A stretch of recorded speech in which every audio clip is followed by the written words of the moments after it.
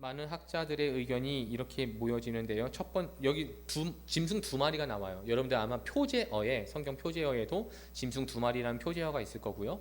첫 번째 짐승이 바다에서 나오고 두 번째 짐승이 땅에서 올라왔다라고 이야기합니다. 첫 번째 짐승은 여러분들께서 가장 이해하기 쉬운 부분이 아마도 7절일 것 같아요. 권세를 받았다. 권세라는 단어 자체가 벌써 정부 또는 제국의 어떤 모습을 보여주고요. 성도들과 싸워 이기게 되고 각 족속과 백성과 방언과 나라를 어떻게 해요? 다스리는 권세를 또 받게 됩니다. 자, 이런 것을 보았을 때 정권 또는 통치 세력으로 표현하고 있습니다. 그리고 땅에서 나온 짐승들을 보면 여러분들 어떤 모습 같아요? 뭔가 이적이 나타나고 표적이 나타나고 신비한 모습들이 나타나고 사람들이 거기서 모여서 배우기도 하는 모습들이 그려집니다. 그래서 이러한 모습을 보고 종교와 교육이라고 모아지고 있습니다. 결국엔 여러분들 하나의 문화로 보여집니다.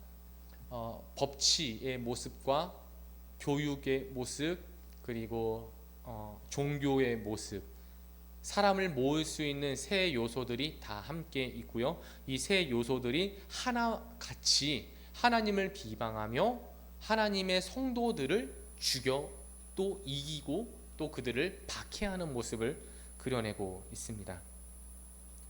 자, 그럼 이제 1절에서 8절의 내용을 토대로 한번 먼저 정부 세력에 대한 이야기. 이 정부 세력은 이제 대한민국 정부나 또는 북한 정부 또는 요즘에 이제 프랑스가 그 파리 올림픽에서 이제 굉장히 이제 아주 사탄 같은 짓을 해갖고 이제 프랑스를 사탄의 나라 막 이렇게까지 좀 과하게 표현하시는 분들도 적지 않아요.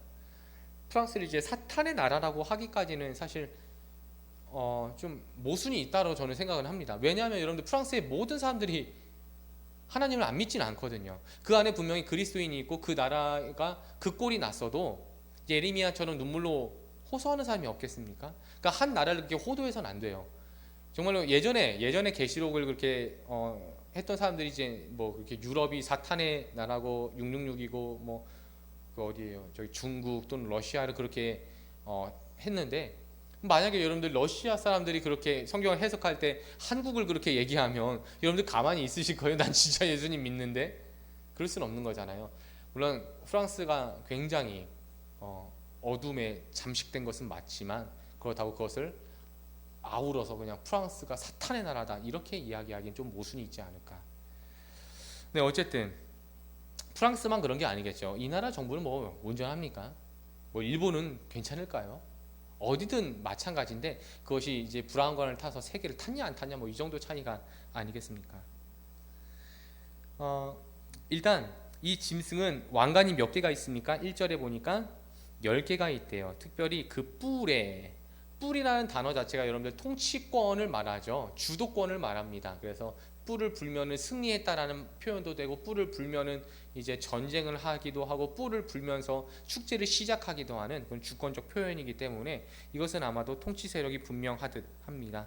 그리고 그 머리에는 신성 모독을 하는 이름들이 있더라. 뻐젓이 공개적으로 깔보고 비웃고 신성 모독을 하게 됩니다. 근데 신성 모독이라는 단어가 참 난해합니다. 사실 어디까지가 하나님께 있어 신성 모독인가라는 거죠. 어디까지가 내가 하나님이다. 내가 하나님이다. 제가 아니라 그렇게 말하는 사람들 있잖아요. 내가 하나님이다. 이것은 분명히 신성 모독이겠죠. 그리고 하나님께서도 내 이름을 망령되이 일컫는 자들. 제가 여러분들 예전에 작년에 그 소요리 문답할 때 10계명을 말씀드렸을 때 그 이야기 했었는데 내 이름을 망령되이 일컫는 자들이란 표현을 좀 했었거든요. 10계명에 3계명에서. 근데 하나님께서 우리에게 보여주신 정확하게는 이름이 아니라 호칭에 가깝죠. 우리는 하나님의 이름을 부를 수는 없거든요. 그래서 정확하게 표현하자면 호칭에 가까운데 그 호칭이 지금 우리 세대까지 온 것은 야훼라는 표현으로 되어져 있습니다. 그런데 그 야훼라는 단어를 해석을 해봤더니 이게 뭐예요? I am이에요. 나는 뭐뭐이다예요. 그러니까 내 이름은 뭐뭐이다입니다. 이렇게 얘기하는 거랑 똑같은 거니까 이걸 이름이라고 표현하기 좀 어렵죠. 그러니까 그럼 이거 도대체 미스터리인 거예요. 왜 하나님 이렇게 말씀하셨지? 그런데 신약에 와서 예수님 자꾸 뭐라고 말씀하세요? 나는 생명의 문이다. 나는 생명의 떡이다. 나는 생명의 빛이다. 나는 길이요 진리요 생명이다. 나는 양의 문이다. 나는 선한 목자다. 계속 끊임없이 당신을 말씀하세요. 그래서 나는 무엇이다라는 구약의 그 하나님의 호칭을 예수 그리스도라는 이름으로 채워 넣으신 분이 주님이시죠.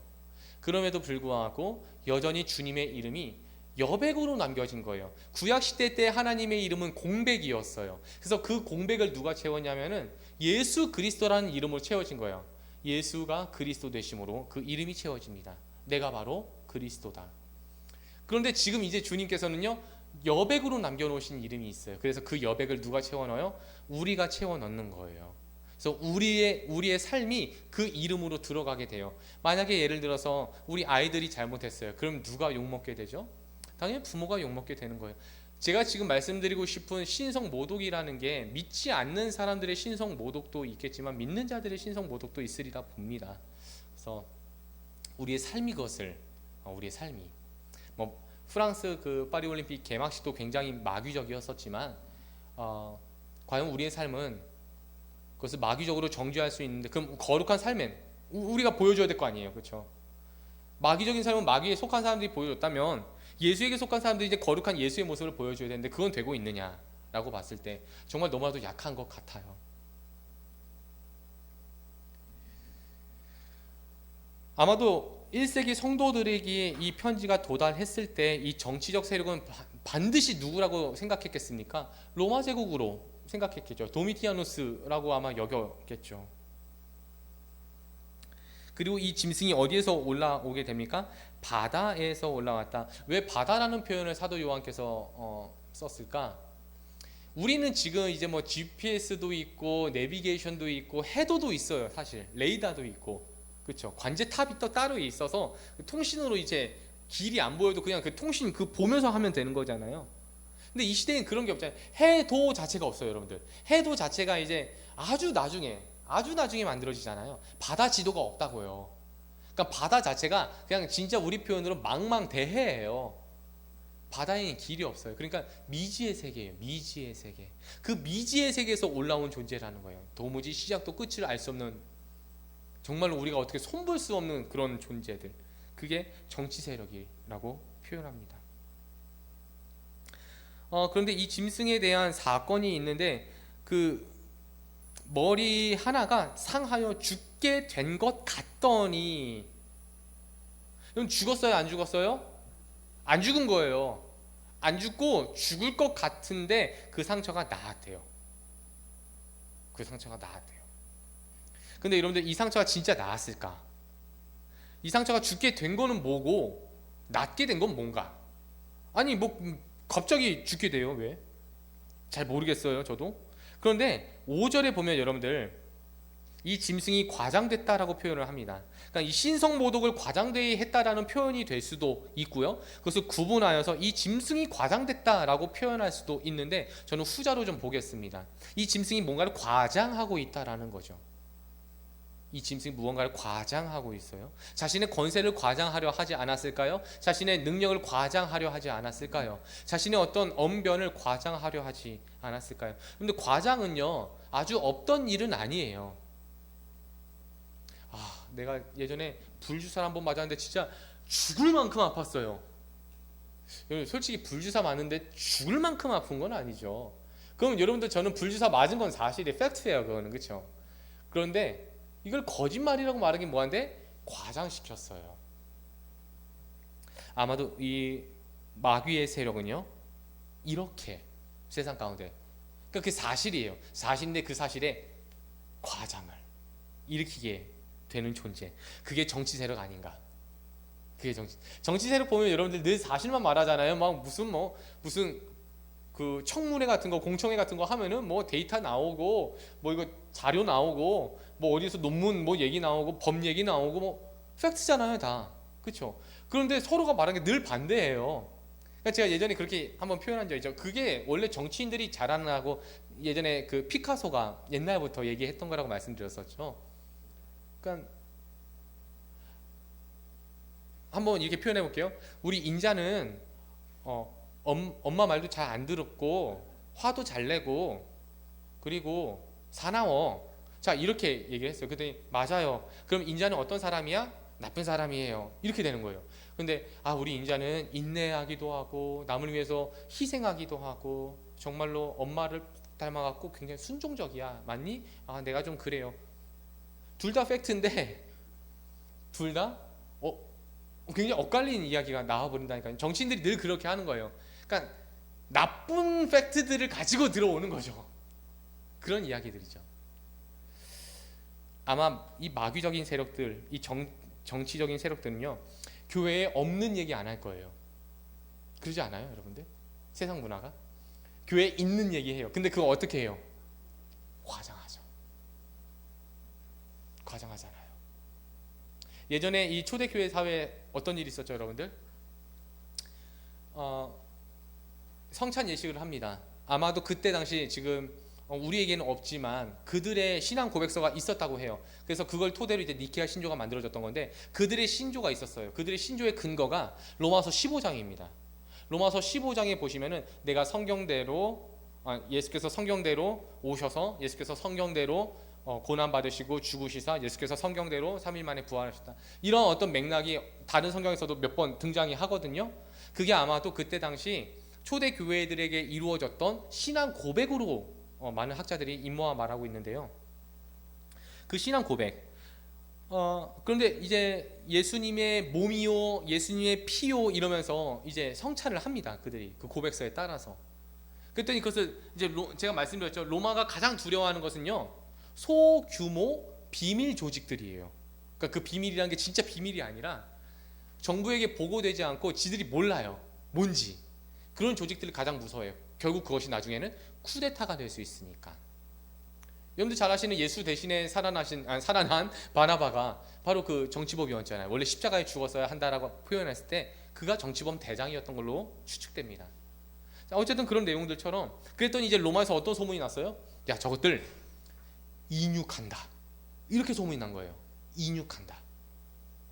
사람 뜻은 식인한다. 막 이렇게 표현이 됐어요. 그리고 이제 귀족들도 모이고 남자 여자 모이고 어리도 모이고 막 다 이렇게 모이니까 야, 저것들 미쳤다라고 얘기해요. 그리고 서로가 이제 형제요 자매요 막 자매가 자매끼리 무슨 자매 시스터 막 이렇게 얘기하니까 저것도 이제 뭐다 동성혼한다. 막 이렇게 소문이 나요. 나중에 이제 박해가 심해지니까 이제 어디를 가죠? 그들이 카타콤베라고 해갖고 이제 지하 묘지 교회로 모이게 되잖아요. 그랬더니 이제 그때 어떤 소문이 났어요? 야, 저것들 이제는 하다 시체 뜯어 먹는다. 이렇게까지 갔어요. 그러니까 주변 사람들이 로마 정부 얘기만 들으니까 그리스도인들을 만나면 어떻게 해요? 피하든지 고발하든지 죽이든지 박해하든지 그렇게 되는 거예요. 물론 그들이 모인 게 사실이죠. 카타콤베에 모였던 것도 사실이고 귀족이나 천민들이 함께 모인 것도 사실이며 그들이 서로 형제요 서로 자매라고 부른 것도 역시 사실입니다. 근데 그것이 어떻게 돼요? 과장됐더니 죽일 놈들이 되는 거예요. 아마도 앞으로 세상의 수많은 통치 세력들은 이 일을 하게 될 거고 이 일을 계획하고 있고 이 일을 여전히 벌이게 될 거고 7절 말씀 보면은 결국 우리를 이기게 된다 라고 말합니다. 결국 우리가 지는 싸움이라는 거예요. 물론 여러분들 우리가 지킬 건 지켜야죠. 근데 정말로 지켜야 될 게 뭔지를 이 성경이 말하고 있어요. 정말로 지켜야 될 게 내 목숨이냐, 정말로 지켜야 될 게 나의 사상과 신념이냐, 교육적인 이념이냐, 그게 아니라 성도의 믿음이라고 표현해요. 성경은 사실 성도의 믿음이라고. 자, 넘어갈게요. 8절 말씀 한번 읽어보겠습니다. 시작.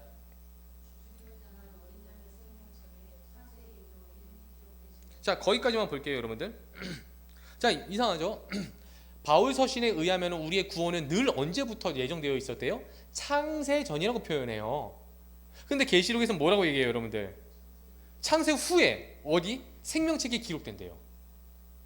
그러니까 굉장히 모순되는 이야기이긴 해요. 창세 전에 분명히 하나님께서 우리를 기억하고 우리를 구원하셨는데 여기에서는 역시 그 어린 양의 생명책에 창세 이후로 이름이 기록되지 못한 이들이 등장합니다. 그래서 이 성경에서는 결코 우리의 시간대로는 풀리지 않아요. 왜냐하면은 성경이라는 게 어떤 이야기예요? 하나님 이야기예요, 여러분들. 이걸 가지고 막 인간 이야기, 이걸 가지고 어떤 자신들의 특화된 토픽을 가지고 이야기해 버리면요, 그냥 죽도 밥도 안 되고 그냥 내가 하나님 되는 거예요. 그때는 이 이야기를 하나님으로 접근해야 돼요, 여러분들. 하나님의 속성 중 하나가 있어요. 인간에게 공유되지 않았지만 마지막 날 공유될 속성 무엇입니까? 영원이에요. 영원. 그렇기 때문에 우리는 해 아래 존재이기 때문에 해 아래에서의 영향을 받을 수밖에 없어서 이 개념이 이해가 안 되는 거예요. 근데 영원의 개념 속에서 여러분들 과거와 미래가 있을 것 같으세요? 그런 개념 자체가 없어요. 여러분, 태양은 우리가 나이를 매기더라고요, 과학자들이. 근데 태양이 그것을 인정할까? 태양은 과연 그 나이를 인정할까? 인정 안 할 것 같아요. 제가 말씀드렸죠, 과학자들이 얘기하는 건데 우리가 이렇게 태양을 쫙 봤어요. 근데 그 태양의 모습이 예를 들어서 이런 모습, 불꽃이 이렇게 올라오는 모습이었대요. 근데 그게 5초 전의 태양의 모습이에요. 우리까지 오는데 5초 걸린대요, 그 모습이. 근데 태양이 실제는 5초 후로 이렇게 지나가 버린 거예요. 그러니까 우주에서는 우주로 가버리면 우리가 생각하는 시간적 개념 자체가 아예 없어져 버려요. 그때부터는 지구가 돌지도 않고 태양 주변을 돌지도 않으니까. 영원의 개념이에요, 여러분들. 그래서 우리에게는 이미와 아직이라는 신학적 개념이 있긴 하지만 풀리지 않는 미스테리이기도 합니다. 어쨌든 중요한 것은 우리가 구원받은 것으로 여기기보다는 싸워야 한다라는 영역 속에 있다라는 겁니다. 자, 10절 한번 읽어보죠. 시작. 사로잡힐 자는 사로잡혀갈 것이요 칼에 죽을 자는 마땅히 칼에 죽을 것이니 어떻게 해요? 이거예요, 여러분들. 우리가 오늘도 예배하며 우리가 오늘도 하나님 말씀 보는 이유는요, 다른 무언가를 지키기 위함이 아니라 이 믿음을 지키기 위한 것입니다. 그리고 여러분들 10절 말씀에서 이렇게 말씀하고 있어요. 사로잡혀갈 자는 어떻게 하래요? 사로잡혀 가라. 칼에 죽을 자는 마땅히 또한 칼에 죽으라. 이거 누구 얘기 같아요, 여러분들? 그 다음 나오잖아요. 성도 이야기래요. 사도 요한이 이 이야기를 할 때 마음이 얼마나 아팠을까라는 좀 울컥하는 생각이 좀 들었었는데, 지금 그렇지 않아도 1세기 소아시아 7교회들이 고난받고 있잖아요. 핍박받고 있고 이미 죽은, 오히려 사도 요한보다 먼저 간 순교자들도 있었을 거라 봅니다.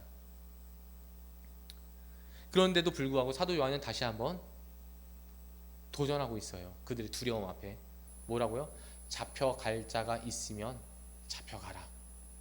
죽을 자가 있으면 죽어라.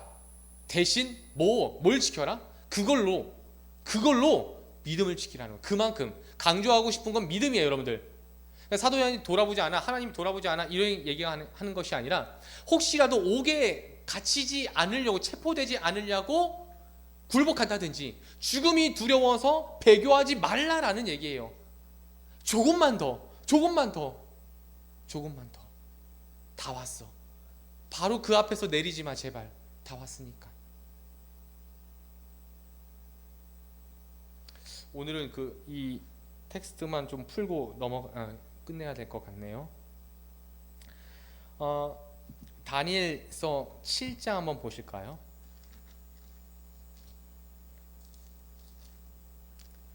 7장과 8장인데 여러분들 보시면은 다 읽진 않아요, 당연히. 보시면은 특별히 7장 21절 한번 보실게요. 7장 21절입니다. 시작. 내가 본즉 이 뿔이 성도들과 싸워 더불어 어떻게 해요? 그들을 이겼대요. 자, 지금 여기서도 네 마리의 짐승을 보아서요, 저는 이 사도 요한이 분명히 이 텍스트를 인용했을 거라 생각을 합니다. 그래서 이 뿔이라는 단어를 가지고 온 거예요. 통치 세력입니다. 물론 지금 이 시대는 여러분 페르시아 시대인 거 아시죠? 페르시아 시대이고요. 이후로 헬라 제국이 올 거라고 예고하는 거예요. 이 네 번째 짐승이 이제 헬라 제국으로 많이들 표현해요. 로마 제국이나 헬라 제국으로 표현하고 있는데, 이것이 어떻게 예언이 성취되어지냐면은 이제 안티오쿠스 에피파네스라는 그 통치자가 세워지게 되고, 한번 소개했던 것 같은데, 이 에피파네스가 유대인들을 회유하려고 합니다. 유대인들이 굉장히 명석하거든요. 이거 잘 써먹으면 좋겠거든요. 그리고 자꾸만 얘네들이 다른 거는 이제 오냐오냐 하고 있는데 이 종교적인 부분에 있어서는 절대로 이제 굴복하지 않는 거예요. 그래서 이 에피파네스가 어떻게 해야 저것들을 내 백성으로 만들 수 있을까라고 고민을 하다가 결국에는 무엇을 합니까? 똑같은 걸 만들기 시작해요. 그들이 이제 회당이 있었을 거 아닙니까? 하나님을 예배하는 어떤 예배 처소가 있었겠죠. 유대인들이 그 바사 시대에, 페르시아 때. 그러더니 거기에 비슷하게 하나 만들어 놓은 거예요. 비슷하게 그 근처에 그냥 신경 쓰면 우리도 여기서 신께 예배 드리려고 그래. 비슷하게. 그래놓고 이제 유대인들이 언제 하나님을 찾으러 이렇게 예배합니까? 보통 안식일이죠. 금요일 저녁에서 토요일 저녁 이렇게 그때 예배 드리러 오는 거예요. 그랬더니 이 헬라인들이 어떻게 해요? 그날 오는 거예요. 신경 쓰면 우리 예배 드릴 거예요. 근데 하나는 달랐어요. 이 하나가 달랐어요. 유대인들은 양이나 소나 염소 또는 비둘기 이런 걸로 제물을 드리는데 이들은요 돼지를 드려요. 또는 부정한 어떤 그런 짐승들을 바쳐요. 신에게 제물로. 근데 이거 잘라놓고 보니까 잘 몰라요. 각 뜨고 막 이러니까 이게 소인지 돼지인지 전문가가 아닌 이상. 근데 나중에는 이제 페르시아에서 태어난 어떤 교포들이 있을 거 아닙니까? 유대인들 교포들이 그 다음 세대 자녀들이 잘 모르는 거예요. 너무 뭐 비슷하잖아요. 이제 섞이는 거예요. 이렇게 같이 돼지고기도 먹고 이제는 같이 쓰는 거예요. 그렇게 결국 어떤 정책이 잘 이루어집니다. 이제 그 헬라 입장에서는 자 이런 일들로 인해서 그들이 가지고 있던 유대인들의 그 뿌리 자체를 말살하려고 했던 겁니다. 뿌리 자체를. 그러니까 중국도 그렇고 일본도 그렇고 여러분들 우리나라 처음 왔을 때는 막 비슷한 거 같고 하잖아요. 우리도 김치 먹어 막 이러잖아요. 그렇죠? 우리 너랑 쌤이야 머리도 까매 막 이렇게. 바로 그런 거예요. 뭐 신천지나 뭐 여호와 증인 뭐 이런 사람들 올 때 뭐 처음에 어떻게 해요? 우리도 너랑 똑같아 뭐 이렇게 얘기 나오잖아요. 그 분별하지 못하게 만들죠. 다시 본론으로 넘어올게요. 자, 이러한 맥락으로 만약에 정부 세력이 정말로 마음 먹고 덤벼들면은 과연 누가 능히 당하리요? 막 이렇게 얘기하고 있는 거예요. 과연 누가 나를 이길 수 있으리요? 분별도 못하면서 지혜도 없으면서 뭔지 알지도 못하면서 막 이렇게. 그래서 성도들이 만약에 이 이야기만 보았다면 우리는 지는 싸움이구나. 결국 이 땅에서 패배하는 모습은 우리 몫이구나. 이렇게 여길 수 있지 않겠습니까? 근데 여러분들 기억하셔야 될 것은 이 계시록 말씀에 그 말씀 기억나세요, 여러분들? 환난을 인침받은 사람이 따로 있고 환난을 통과한 사람들이 따로 있었죠. 천상교회와 지상교회예요. 근데 이 지상교회가 어떻게 해서 천상교회까지 향한다고 했었죠? 환난까지 나아간 거예요. 네. 그랬더니 그때 하늘에서 어떤 음성이 있었어요? 이제는 쉬고 내게로 올라오라. 그 음성 듣는 거예요. 지상교회가 천상교회로 향해 가게 되는 그 클라이막스가 있다고요. 그렇기 때문에 그 클라이막스에서 도달해 갖고 그 천상에서 이제 이 땅을 보게 되는 거예요. 지금 이 모습은 여러분들 그 모습이라고 보셔도 될 것 같아요. 그러니까 결국에는 세속적인 망상과 현실적인 두려움 앞에서 우리가 패배하는 것 같지만 우리 이미 잘 알고 있잖아요. 이미 요한계시록 12장에서 1차전 주님 승리, 구약교회 승리, 2차전 신약교회 승리, 3차전 이제 남은 자손인 우리와의 싸움인데 누가 이기겠냐고요. 우리가 이기겠죠. 왜냐하면 우리 편이 예수님이시니까. 그렇기 때문에 여러분들 어쨌든 죽는 게 지는 게 아니에요. 여러분들 빼앗긴 게 지는 게 아니라고요. 진짜 지는 건요, 빼앗기는 게 무섭고 죽는 게 무서워서 믿음을 포기한 게 지는 겁니다. 믿음을 지켰다면은 내가 파산했든 내가 죽었든 간에 그것은 나의 승리가 되어져요. 세상을 이기는 승리는 곧 이것이니 무엇이다? 너희의 믿음이라.